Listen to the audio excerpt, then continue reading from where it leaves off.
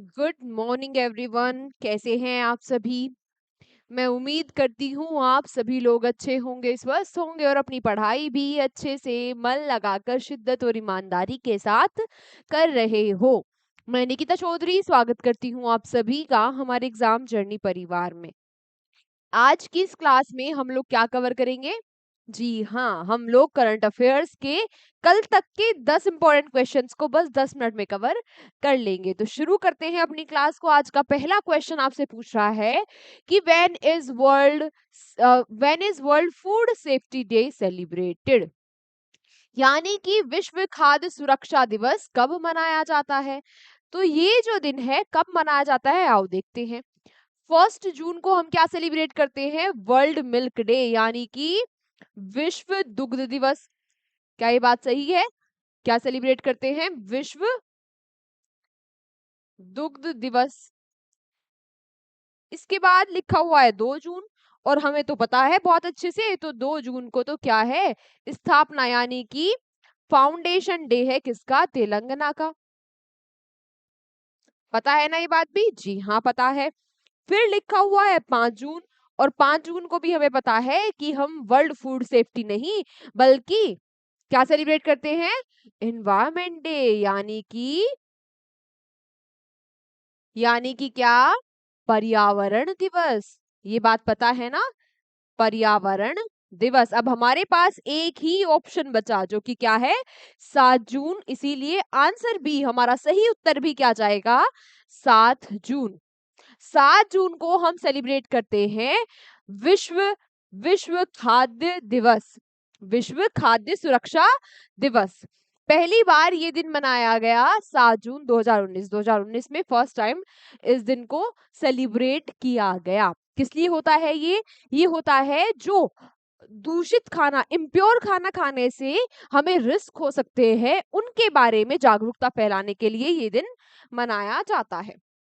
अगला आपसे पूछा, who has recently been appointed director of the PM's museum and library. हाल ही में किसको प्रधानमंत्री संग्रहालय एवं पुस्तकालय का निर्देशक नियुक्त किया गया? तो ये निर्देशक कौन बने हैं? लालीजुंग। कल की क्लास में ही हमने पढ़ा था कि भाई ये तो साउथ कोरिया के प्रेसिडेंट यानी कि राष्ट्रपति बन चुके हैं। शैलेंद्र नाथ गुप्ता, इनके बारे में हमने परसों की क्लास में पढ़ा था कि ये अंडमान एंड निकोबार कमांड के कमांडर इन चीफ बन गए हैं। ये ब्लैक आ गया, नीचे लिख देते हम कमांड। फिर बात आई किसकी? Annalena Annalena Baerbock. Annalena Baerbock ये कौन बनी है?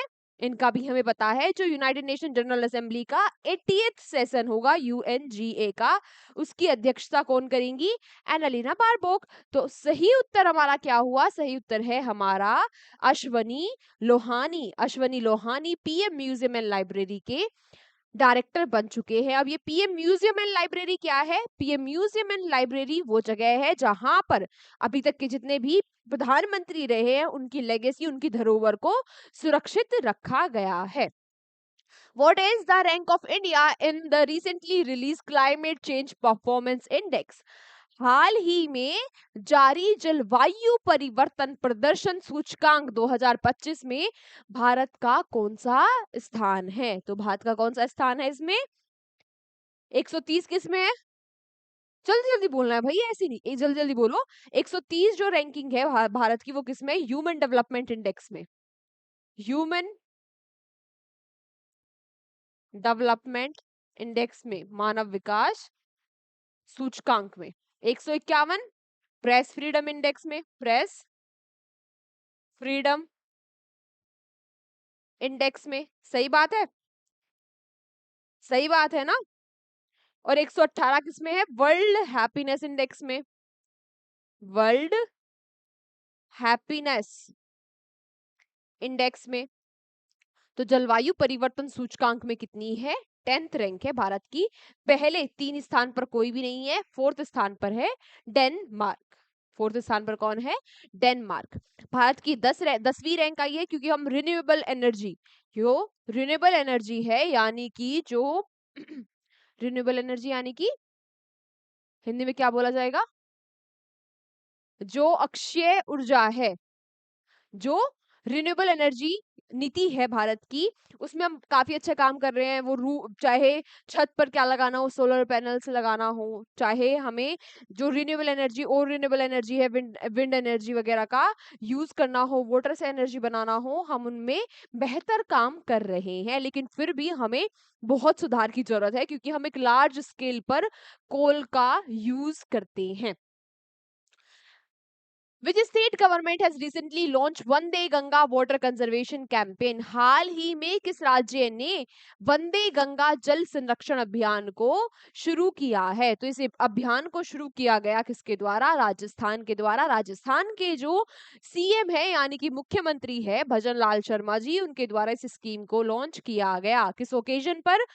5 जून को था वर्ल्ड एनवायरनमेंट डे यानी कि विश्व पर्यावरण दिवस, और इसी दिन गंगा दशहरा था। तो इसी उपलक्ष्य में इसी दिन पर भजन लाल शर्मा के द्वारा इस इनिशिएटिव को लॉन्च किया गया। किस लिए लॉन्च किया गया? कि जहां जिन रीजन में राजस्थान के जिन रीजन्स में पानी की कमी है, वहां तक पानी पहुंचाने के लिए, और इसके साथ साथ पर्यावरण का संरक्षण भी करना है। इसके लिए ये जो अभियान है ये शुरू किया गया राजस्थान में। राजस्थान की कैपिटल जयपुर है, यहाँ के गवर्नर हरिबाबू बागड़े है और सीएम है भजनलाल शर्मा। अगला आपसे पूछ रहा है, who has Dettol recently made its brand ambassador? हाल ही में जो डिटोल है, डिटोल ने किसको ब्रांड एम्बेसडर बना लिया है? किसको? माही यानी कि एमएस धोनी को। नेक्स्ट आपसे पूछा, हु हैज रिसेंटली लॉन्च एक पेड़ माँ के नाम 2.0? हाल ही में किसके द्वारा एक पेड़ माँ के नाम योजना का 2.0 लॉन्च किया गया? तो इसको लॉन्च किया है हमारे जो एजुकेशन मिनिस्टर है, हमारे जो यूनियन मिनिस्टर है एजुकेशन के लिए, शिक्षा के लिए। नाम क्या है उनका? बिल्कुल सही बात, धर्मेंद्र प्रधान। धर्मेंद्र प्रधान ने इस स्कीम को लॉन्च किया है। कहां पर? नई दिल्ली में। और ये जो इनिशिएटिव है, इसमें होगा क्या? इसमें 10 करोड़, 10 लाख नहीं, 10 करोड़ पेड़ों को लगाया जाएगा। किसकी तरफ ये कदम है? हमारा मतलब किसके लिए इस इनिशिएटिव को लॉन्च किया गया है? क्या टारगेट है हमारा? हमारा जो टारगेट है वो ये है कि हमें 2070 तक नेट जीरो करना है। नेट जीरो कार्बन एमिशन जो है उसको नेट जीरो करना है 2070 तक। उसी की तरफ ये एक पहल है। Next, who has recently received the NBFC license from RBI? अभी हाल ही में किसने एनबीएफसी लाइसेंस प्राप्त कर लिया है? किससे? आरबीआई से। तो ये कौन है? ये है फ्लिपकार्ट।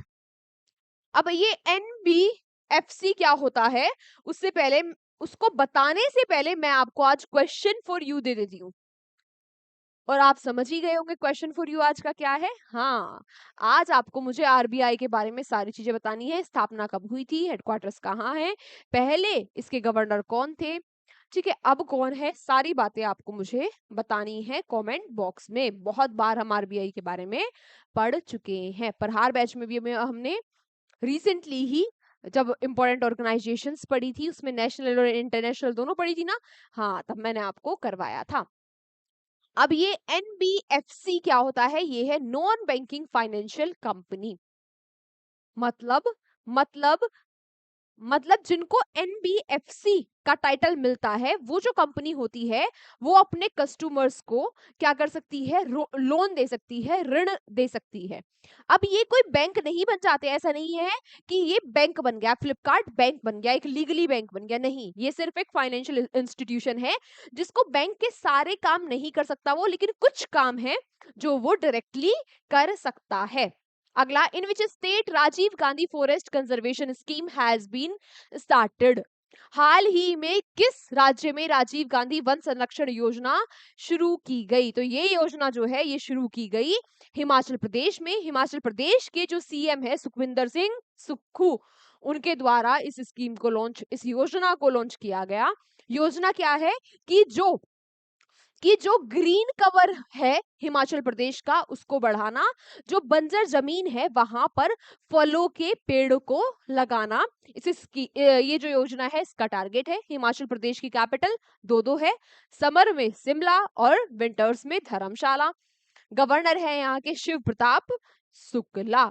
अगला आपसे पूछ रहा है कि रिसेंटली हीचन और Maynard wetlands have received the Ramsar tag. Where are these sites located? अभी हाल ही में हीचन और मेनार को वेटलैंड रामसर जो ये दो वेटलैंड्स हैं इनको रामसर साइट्स की लिस्ट में डाल दिया गया।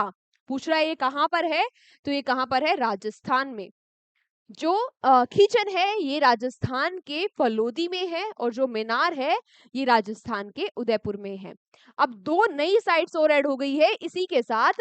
जो भारत में रामसर साइट्स है उनकी संख्या 91 हो चुकी है। अब रामसर साइट्स क्या है, तो देखो 1971 में रामसर कन्वेंशन हुआ था ईरान के रामसर में, है ना, ईरान में एक शहर है रामसर, वहां पर हुआ था। यहाँ पर जो आर्द्र भूमि है, वेटलैंड है, उनकी संरक्षण के बारे में बात की गई थी। इसीलिए जिस भी आर्द्र भूमि यानी कि वेटलैंड का संरक्षण किया जाता है उसको रामसर साइट कहा जाता है। भारत में अभी टोटल कितनी हो गई, 91। जो दो नई जुड़ी है इनके नाम आप याद रखेंगे।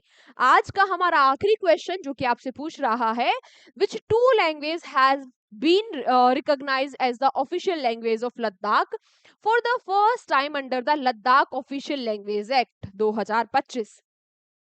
लद्दाख राज्य भाषा अधिनियम 2025 के तहत किन दो भाषाओं को पहली बार लद्दाख की आधिकारिक भाषा के रूप में मान्यता दी गई? अब यहाँ से क्वेश्चन कैसे पूछेगा, एक तो ऐसे ही पूछ लेगा कि कौन सी दो नई लैंग्वेज है जिनको जो ऑफिशियल लैंग्वेज बन गई है लद्दाख की, ठीक है। बाकी दूसरा तरीका क्या होगा, आपसे पूछ लेगा कि ये दो लैंग्वेज है ये कहाँ की भाषाएं हैं। बाकी ऐसे पूछ लेगा। एक तीसरा तरीका और है वो मैं भी बताती हूँ। तो कौन सी दो लैंग्वेज है, ये है भोती एंड पुर्गी। पुर्गी एंड भोती दो लैंग्वेज है।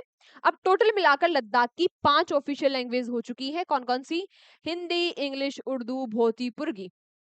तो तीसरा तरीका ये होगा, आपसे ऑप्शन में जो 4 ऑप्शन देगा एक कोई और भाषा दे देगा और बोलेगा कि इनमें से कौन सी ऑफिशियल लैंग्वेज नहीं है लद्दाख की, ठीक है। लद्दाख के बारे में बात की जाए, लेह कारगिल इसकी कैपिटल है और चूंकि लद्दाख यूटी है तो यहाँ पर गवर्नर नहीं लेफ्टिनेंट गवर्नर होंगे, इसीलिए यहाँ के लेफ्टिनेंट गवर्नर कौन है, BD मिश्रा। क्लियर। आज की क्लास हमारी यहीं तक थी। आपको ये सेशन कैसा लगा कमेंट बॉक्स में बताना। इसके अलावा क्या बताओगे आप लोग, हाँ RBI का मैंने क्वेश्चन फॉर यू दिया है, वो आंसर भी आप सभी बच्चे मुझे कमेंट बॉक्स में देना। मिलते हैं बाकी आपसे कल की क्लास में। और कल की क्लास क्या रहेगी, हमारे पूरा मई जो है उसके टॉप 100 करंट अफेयर्स के क्वेश्चन रहेंगे। कल संडे है, संडे को इस बार की वीकली क्लास ना होकर पूरे मई के टॉप 100 क्वेश्चंस रहने वाले हैं। आई बात समझ में। लाइव सेशन रहेगा सुबह 8 बजे से, तो आप सभी लोग रेडी रहना। क्लियर। मिलते हैं आपको कल के सेशन में, तब तक अपना ध्यान रखिए। Take care, bye bye.